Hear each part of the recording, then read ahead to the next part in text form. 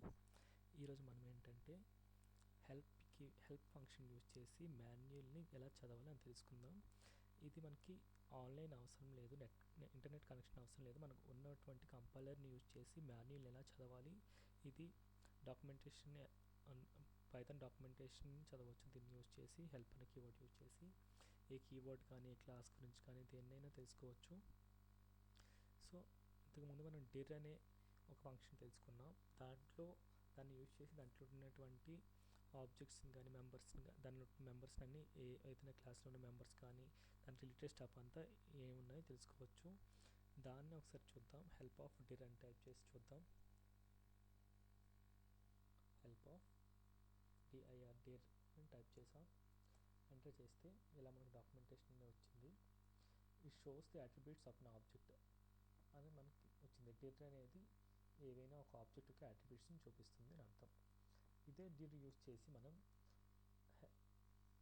డిర్ of BU underscore built ఇన్స్ underscore ఇంతకు ముందు వీడియోలో మనం చెప్పుకున్నట్టు మళ్ళీ టైప్ చేస్తున్నా. డిర్ ఆఫ్ అండర్స్కోర్ బిల్ట్ ఇన్స్ అని టైప్ చేస్తే దాంట్లో అట్రిబ్యూట్స్ అన్నీ వస్తాయి. అట్రిబ్యూట్స్ ఆఫ్ అన్ ఆబ్జెక్ట్ ఈ బిల్ట్ ఇన్ అనే క్లాస్ యొక్క ఆర్ మాడ్యూల్ యొక్క అట్రిబ్యూట్స్ అన్నీ వస్తాయి. ఎంటర్ చేస్తున్నా. ఇదిగోండి. ఇప్పుడు మనం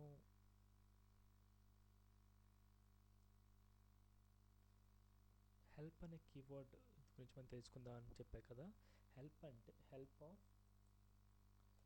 ఆఫ్ ఇంట్ అని టైప్ చేస్తే ఇంటిజర్కి సంబంధించిన మాన్యువల్ అంతా మనకు వస్తుంది.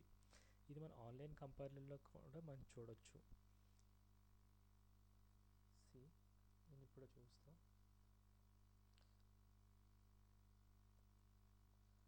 పైథాన్ ఆన్లైన్ కంపైలర్ టైప్ చేస్తాం. ఫస్ట్ నేను ఓపెన్ చేస్తున్నాం. ప్రింట్ హెల్ప్ ఆఫ్ ఇంట్ అని టైప్ చేసా. ఇప్పుడు దీన్ని రన్ చేస్తే ఇంటిజర్కి సంబంధించిన మాన్యువల్ అంతా వస్తుంది.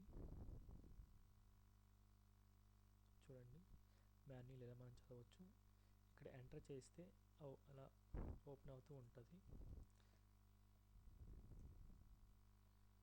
స్క్రోల్ చేసినా సరే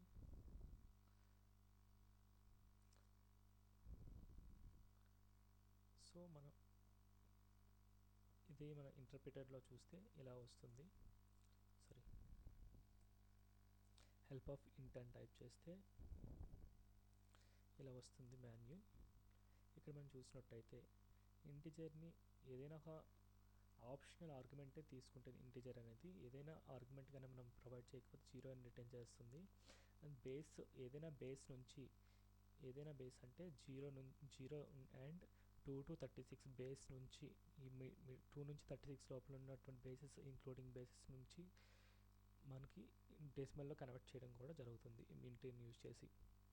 చాలామందికి తెలియదు. ఏదైనా బేస్ నుంచి డెసిమల్కి కన్వర్ట్ చేయడం చాలా easy with using integer function.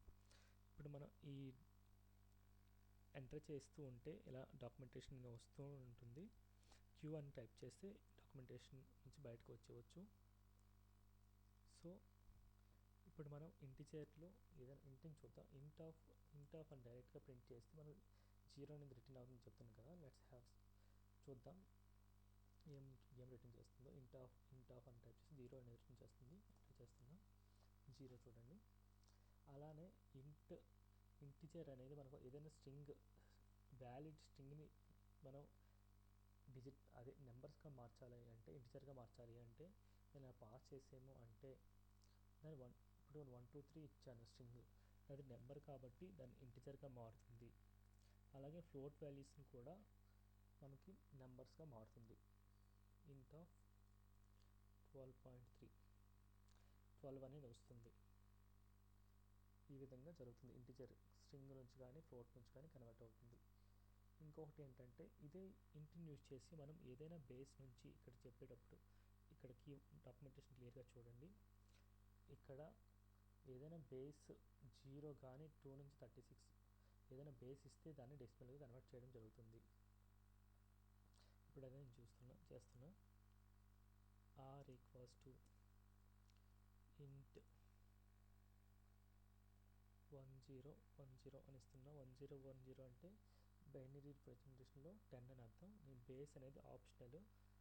మనం బేస్ ఇస్తే అది బేస్ తీసుకొని దాన్ని డెసిమల్లో కన్వర్ట్ చేస్తుంది. ఏ బేస్ ఇచ్చామో దాని నుంచి డెసిమల్కి కన్వర్ట్ అవుతుంది. బేస్ 2 ఇస్తున్నా. మనకి ఇక్కడ ఏంటంటే 10 అనేది వస్తుంది ఆర్లో. ఇంకా అదర్ బేస్ ఇప్పుడు ఏదైనా వేరే బేస్ ఇద్దాం అనుకుంటే ఇప్పుడు నేను ఎఫ్ అని ఇస్తున్నా. బేస్ 16 15 అనేది వస్తుంది. ఎందుకంటే octal representation hexadecimal representation F అంటే 15 కాబట్టి ఆర్లో ఆ 15 స్టోర్ అవుతుంది. ఆర్ ఎంటర్ చేస్తే మళ్ళీ ఆర్ అని ప్రింట్ అవుతుంది. ఆర్లోని వాల్యూ ప్రింట్ అవుతుంది 15 అని. ఈ విధంగా వేరే బేస్ నుంచి డెసిమల్కి ఈజీగా కన్వర్ట్ చేయొచ్చు వితౌట్ యూజింగ్ కస్టమ్ ఫంక్షన్.